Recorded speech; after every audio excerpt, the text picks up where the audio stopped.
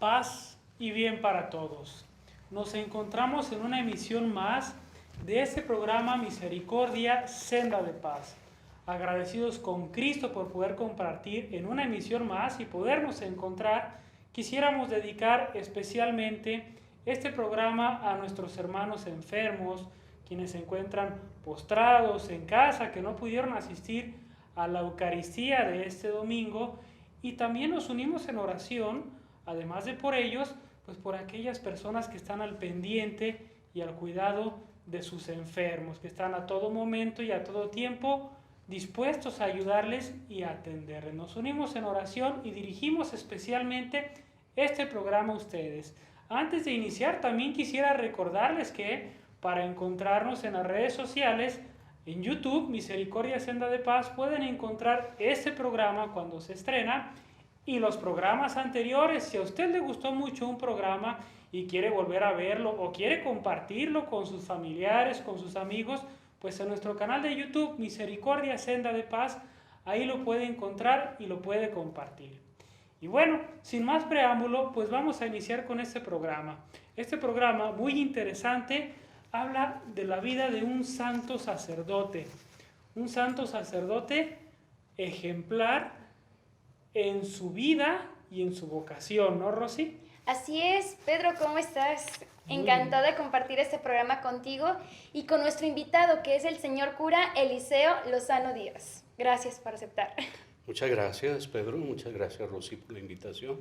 ¿Y por qué un señor cura? Pues efectivamente aquí lo dijo. Sí. Y este santo tenía esta frase tan bonita que decía: el sacerdocio es el amor del corazón de Jesús. Así que estamos hablando de ¿quién, padre? Del santo cura de Ars, ¿verdad? Así es. Bueno, ¿y por qué nos dicen cura, señor cura? Pues todo eso tiene que ver por el Código de Derecho Canónico, ya que de ahí viene la palabra cure anime, de latín, el que cuida las almas. Eso es lo que significaría, ¿verdad? Interesante. No en todos los países nos llaman curas o señores curas. De hecho, en España generalmente se dice cura en sentido despectivo. Aquí en México se le pone el señor para que suene más bonito, ¿verdad?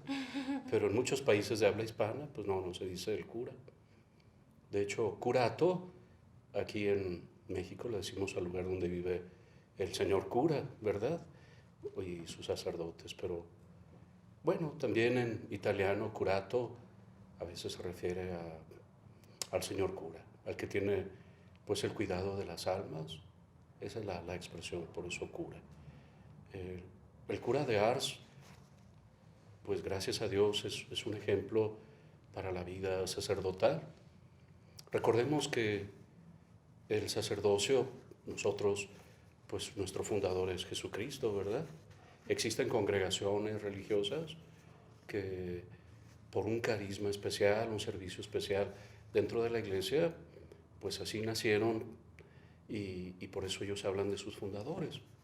Los sacerdotes diocesanos, en el pasado a nosotros nos decían los clérigos irregulares porque no teníamos una regla que seguir, como los monjes o los religiosos, pero bueno, es un término medio complejo, por eso más bien, gracias a Dios, nos llamamos clero diocesano, referido a que pertenecemos a un territorio específico, físico, y nuestro fundador es Jesucristo.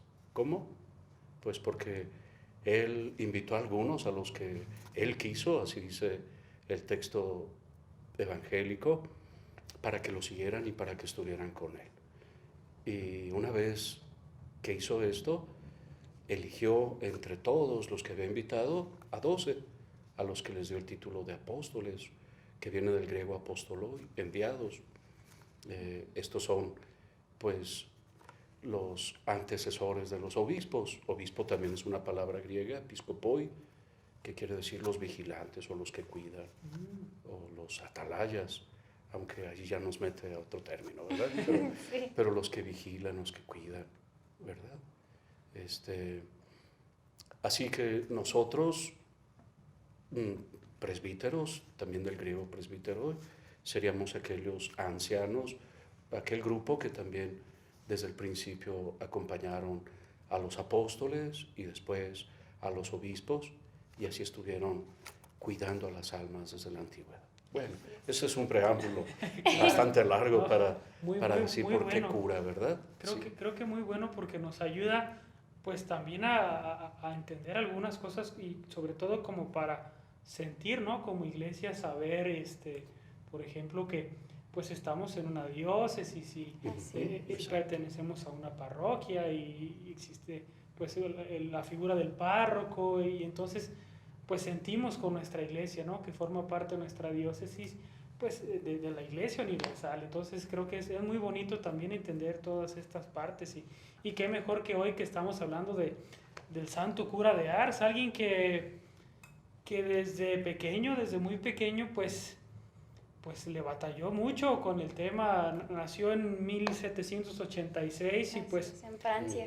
así es, en Francia, y desde niño pues se topa con un suceso político, social Bastante complejo. Muy complejo, exactamente. La Revolución Francesa, ¿verdad? Como es la Revolución Francesa, y que él pues no podía ni siquiera hacer su primera comunión. Bueno, tú ya lo estás enmarcando perfectamente. Claro.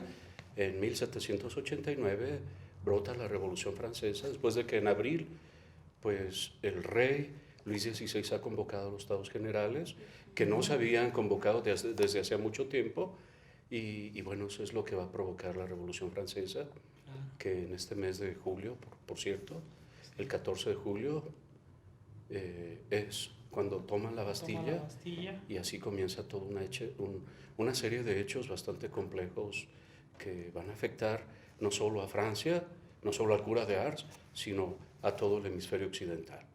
Y por qué no a todo el mundo también, ¿verdad? Así es. Pero curiosamente ahorita lo acabas de mencionar, Pedro, de que él no podía hacer la primera comunión por este hecho, pero ni siquiera se lo detuvieron. Y gran parte fue a su mamá, que fue la primera catequista. Vean lo importante de que los papás se involucren en la catequesis de los hijos. Gracias, Rosy, por tocar este tema, porque los primeros catequistas son los papás. Ellos son los primeros. Las catequistas o los catequistas como un servicio dentro de la iglesia, que ahora quiere ser un ministerio, pues ellos solo están ayudando a la responsabilidad de los papás. Y bueno, la familia del cura de Ars era una familia muy religiosa, así que él bebió todo esto, la misma santidad de sus papás, la generosidad también, inclusive para aquellos que visitaban o llegaban a su casa, no se iban sin un bocado, ¿verdad? Así es. Para ver la caridad que tenían. Sí, vivían cerca de Lyon, de la ciudad más grande allí.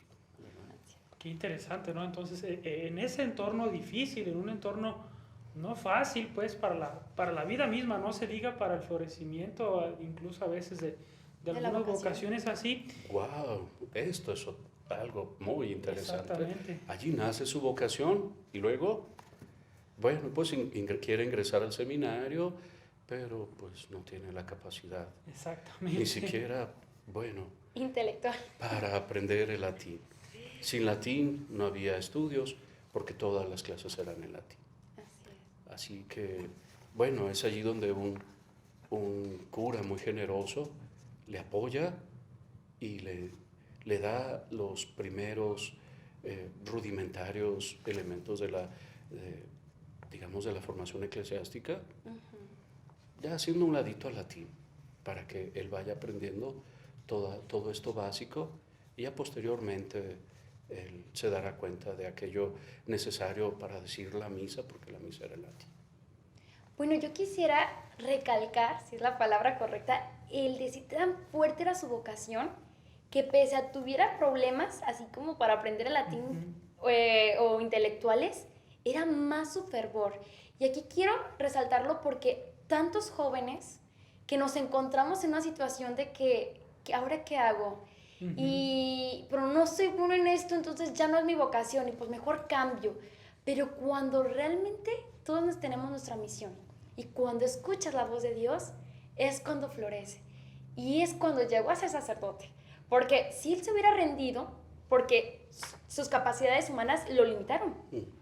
Pero aún así él no se rindió y era más su deseo de ser sacerdote. Qué bonito regalo y qué gran lección nos dejó este santo para nosotros que estamos actualmente aquí, que decimos, ¿y ahora cómo le hago? ¿Qué hago? ¿Dónde voy? Porque aquí nos dijo, esto no te limita. O sea, Dios va más allá. Bueno, como ya se ha dicho, el cura de Ars nació cerca de Lyon, en una pequeñita población que se llama Dardigny. Sí, el 8 de mayo, como ya han dicho ustedes el año, ¿verdad? Sí, 1786. Primero él quería entrar al seminario, su papá se opuso, por cierto, se opuso para que ingresara. Entra sus primeros estudios en Verrières, cerca de Lyon. Bueno, hay que ubicar dónde está Lyon. Lyon está en el centro de Francia, centro oriental. Ya solo sigue después Suiza, para que nos demos una ligera idea.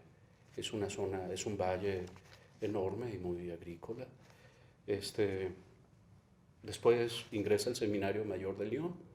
Ahí sus superiores se dan cuenta de que es un hombre muy bueno, un muchacho muy bueno, pero ya lo volvemos a mencionar, no podía aprender latín. Entonces le dicen adiós. Él quiere ingresar a las escuelas cristianas. Aquí en Tepa bien sabemos que son las escuelas cristianas, son los hermanos maristas, ¿verdad? Pero también le dicen, no se puede.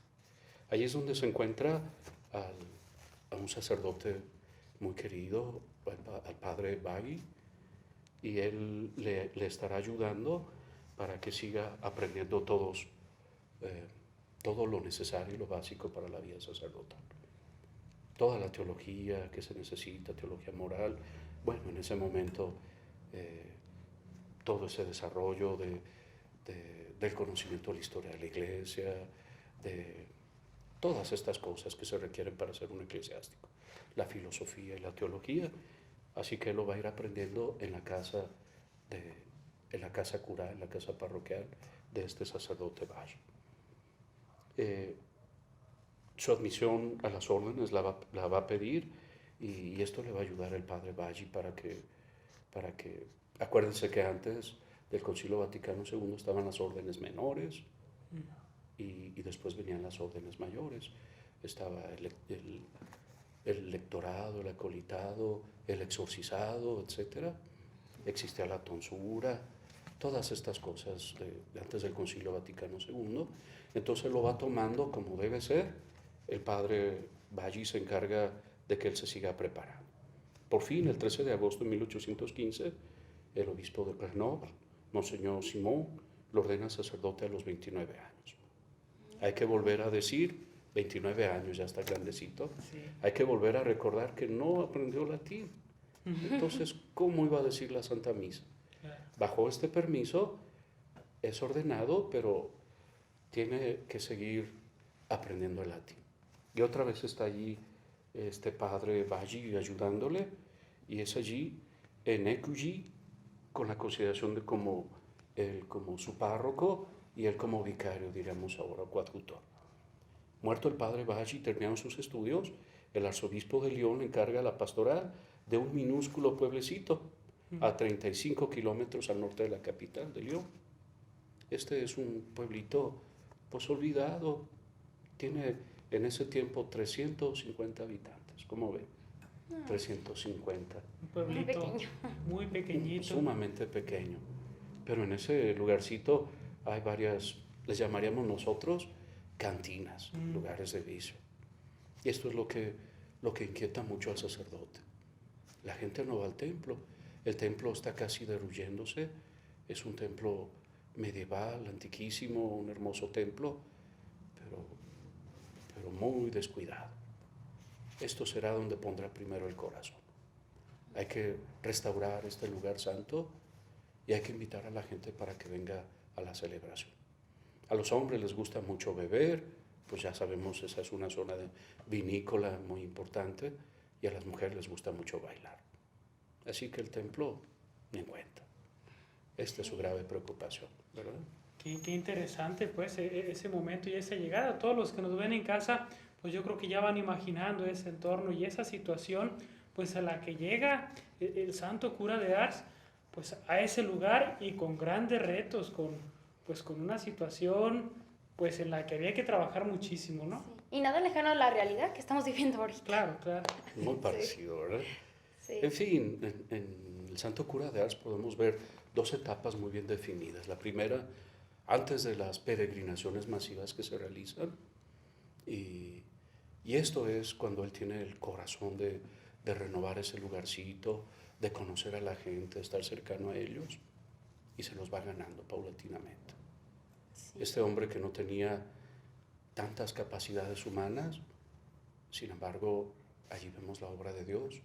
Dios va haciendo una acción maravillosa en la que la cercanía pastoral, en la que la cercanía de este pastor que ama a sus ovejas, que da la vida por ellas, ora por ellas, se sacrifica, hace ayunos constantes. De hecho, su alimentación consistía en papas, nada más. Papas, de eso se alimentaba. Y está haciendo sacrificios constantes, velando en la noche, orando por sus feligreses, conociendo a cada uno de ellos, y poco a poquito les va ganando el corazón. Esta es la primera etapa. La segunda etapa será cuando vienen peregrinaciones masivas de todo alrededor y luego de todo Francia, ¿verdad? Yo creo que aquí dijo una palabra clave, señor cura, que fue el que escuchaba a sus feligreses. Y esto desencadenó que fueran largas horas del sacramento de la reconciliación. Sí. Él pasaba, leí que 7 horas Sí. ahí confesando, cuando a veces uno que ni valora y que vemos ahí el sacerdote y, ay no, que me da pena, mejor no. Y él estaba ahí y eran filas, como usted lo dice, filas que querían confesarse. A lo mejor no sabía latín, pero eso sí era muy buen confesor. Bueno, pues, terminó sabiendo algo de latín, ¿verdad? Porque todos los días decía la Santa Misa, pero esta es exactamente la segunda etapa de la vida sacerdotal del Santo Cura de Ars, cuando vienen peregrinaciones de todas partes. Es hasta irónico que el obispo que primero no lo aceptó, termina también yendo con él y pidiendo su consejo. Qué interesante, entonces, y a mí me sorprende mucho su horario, ¿no? Que dormía 4 horas y porque ya tenía la fila de confesión y además la Eucaristía y su ayuno y bueno, no le daba tiempo a veces, pues tal cual de descansar. Y bueno, y cuando intentaba descansar, pues el demonio también llegaba y tentaba, que es otra cosa también que le va a ir sucediendo durante su vida y su caminar. Ya que tocas ese tema, ¿verdad? Pues eran tantos los aullidos y cosas que se escuchaban, según el primer biógrafo del Santo Cura de Ars, que un día un paisano suyo dice, pues yo voy a acompañar al Santo Cura y bueno, se arma con su carabina o su escopeta y dice, voy a ayudarle para que no le haga tanto daño a esos desgraciados, ¿verdad? Porque creían que eran ladrones. Exacto, se imaginaba, ¿verdad? Por tantos ruidos que oía, pero a fin de cuentas terminó saltando por la ventana, ¿no? Porque no ver, sino al experimentar toda esa situación de tristeza, de angustia, de desesperanza, que siempre acompaña a los demonios, bueno, y el miedo, los aullidos y todo lo que él vio, se dio cuenta que era algo sobrenatural. Pues esto le acompañaba al Santo Cura de Ars, ¿no? Esta es la vida sobrenatural de este hombre, que dentro de la misma naturaleza humana, en la entrega generosa a sus fieles, a los feligreses, a las ovejas de Jesús, pues él tenía que sacrificarse, incluido hasta en esto. Ya en un ratito más hablaremos del horario que tenía durante el día para entregarse a los feligreses, ¿no? Pues qué interesante todo esto que estamos hablando sobre el Santo Cura de Ars, una vida dispuesta a su feligresía, una vida dispuesta a los demás, a su rebaño, tal cual. Y bueno, hay algo muy interesante que yo también cuando estaba conociendo su vida, pues lo vi, que era su horario. Su horario de confesiones, descansos, de Eucaristía, pues prácticamente todo el día dispuesto, ¿no? A su vivencia, de su vocación. Sí, reza algún dicho, guarda el orden y el orden te guardará, ¿verdad? Exacto. No podemos ser así como excesivamente matemáticos, como sean de Immanuel Kant. aunque parece que eso se ha dicho posteriormente para ridiculizar a Kant, por ejemplo. Pero el santo cura de Ars guardaba un horario muy en orden para poder atender a las personas. Más o menos era así. Se levantaba a la 1 de la madrugada e iba a la iglesia a hacer oración a la 1 de la madrugada. Antes de la aurora se inician las confesiones de las mujeres, a las 6 de la madrugada en verano y a las 7 en invierno. Ya sabemos que son países fríos, ¿no? Celebración de la misa y acción de gracias. Después queda un rato a disposición de los peregrinos. Estamos hablando de la segunda etapa, cuando hay muchos peregrinos hacia él. A eso de las 10 de la mañana, reza una parte de su breviario y vuelve al confesionario nuevamente. Sale de él a las 11 para hacer la célebre explicación del catecismo, una predicación sencilla, pero llena de unción tan penetrante que produce abundantes conversiones. Él enseña, va catequizando a la gente poco a poquito para que conozcan la fe, para que conozcan la moral cristiana, para que conozcan a Dios. Y eso hace más o menos en ese momento. Al mediodía toma su frugalísima comida, con frecuencia de pie, y sin dejar de atender a las personas que solicitan algo de él. Al ir y venir a la casa parroquial, pasa por entre la multitud y ocasiones hay en que aquellos metros tardan hasta media hora de recorrido, ¿no? ¿Por qué?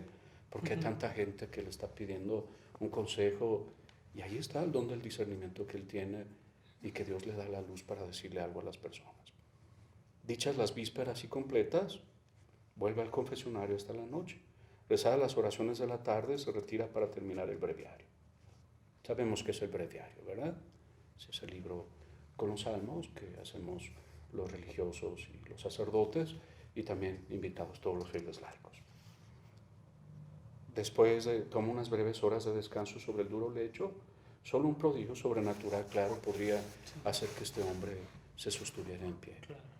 He allí, eso es lo que llamamos en estos dones que el Señor ofrece a los que viven una virtud muy profunda en Él. Es la virtud heroica. Los santos, para reconocer su santidad, no es que hayan hecho milagros o que tuvieran estigmas, sino que vivan la virtud heroica. Es decir, una manera de relacionarse con Dios tan profunda, una caridad tan profunda hacia el prójimo que humanamente es imposible sostener, ¿sí? Es ahí donde actúa la gracia en las santas y en los santos. Que bien, ya pueden venir inclusive hasta los estigmas o los sufrimientos o lo que sea, ¿verdad? Pero realmente esta es la grandeza. Y por eso gracias a ustedes, por ese sufrimiento que le ofrecen al Señor.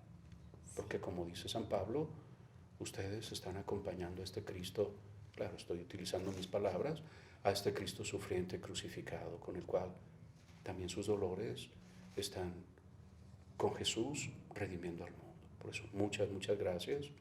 Esto es lo que hace el cura de Ars, ¿verdad? Y aquí dijo, señor cura, unas palabras claves que fue pues el ayuno y la oración. Yo creo que eso es clave para poder hacer la caridad.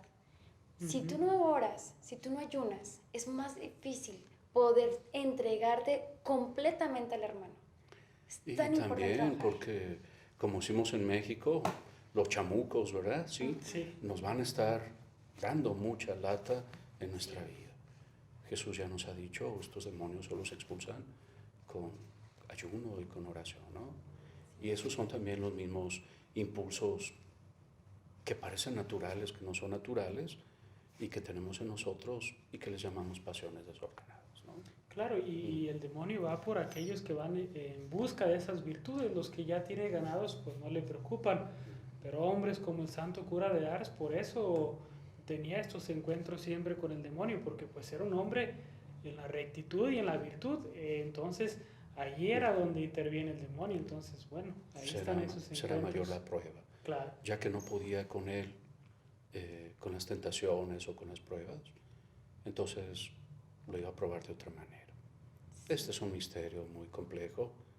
Dios permite que seamos probados no más allá de nuestras fuerzas, para que saquemos lo mejor de nosotros, ¿verdad? Y pues bueno, pese que ser un pueblito pequeño, que pues mucha gente pues alejada de la iglesia, él fue poco a poco acercándolos hasta llegar a ser un pueblo ya peregrinante y pues llegar a la edad, a la vejez, tal cual 79 años, fallece de edad. ¿Con cuántos años y con esta vida tan difícil humanamente hablando, ¿no? Con poquitas horas de sueño, de descanso, con un alimento tan frugal, tan limitado, y sin embargo con tanta fuerza interior. Allí se manifiesta esa grandeza de Dios, porque como Pablo dice, cuando soy débil entonces soy fuerte. Claro. Porque cuando le ha pedido a Dios, bueno, a Cristo en concreto, que le quite aquella espina de Satanás, que lo tumba y que lo humilla, el Señor le ha dicho, te basta mi gracia. Aquí lo vemos, el cura de Ars es el ejemplo de que basta esta gracia para que Dios siga haciendo, ¿no? Así es la disponibilidad de este hombre en la que Dios sigue actuando. Todo nos lleva al mismo Jesús y a la Santísima Virgen María, de la cual era muy devoto, porque así es la Virgen, Nuestra Señora. Ella es la completa y absoluta disponible a la obra de Dios, ¿no?